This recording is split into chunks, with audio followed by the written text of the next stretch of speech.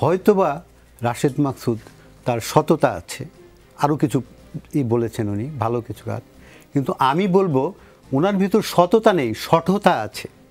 সঠতা আছে আমি চ্যালেঞ্জ দিয়ে বলতে পারি, কারণ উনি দুর্নীতিগ্রস্ত, বিগত স্বৈরাচারী সরকারের দোসর অনেক প্রমাণ আছে। কাজী আকরাম হোসেনের যে ব্যাংকটা ছিল স্ট্যান্ডার্ড ব্যাংক, সেইখান থেকে উনি চাকরিচ্যুত হয়েছেন।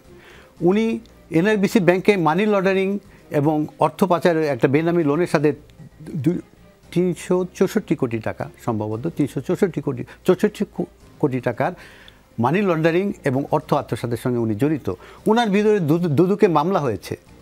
একটা সেন্সিটিভ মার্কেট, যেখানে একটা কথায় মার্কেট উত্থান পতন হয়ে যায়, সেখানে এই ধরনের একটা দুর্নীতিগ্রস্ত লোকে কীভাবে বসায়?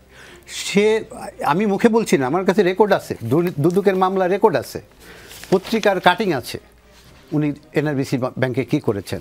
শুধু তাই নয়, উনি এসে যে কাজটা করেছেন পৃথিবীর ইতিহাসের রেকর্ড করেছেন উনি এই বাংলাদেশ শেয়ার মার্কেটে। বাংলাদেশের শেয়ার মার্কেটের ইতিহাসে RSI বলে একটা কথা আছে, রিলেটিভ ইন্ডেক্স স্ট্রেংথ ইন্ডেক্স, এটা পৃথিবীর ইতিহাসে সবচেয়ে কম, বাংলাদেশের ইতিহাসে সবচেয়ে কম 11। এটা মার্কেট যখন ফল করতে থাকে, পড়তে পড়তে সেল প্রেশার বাড়তে বাড়তে যখন মার্কেটের ভলিউম কমে যায়, তখন এই রেকর্ডটা ঘটে। উনি রেকর্ড করেছেন।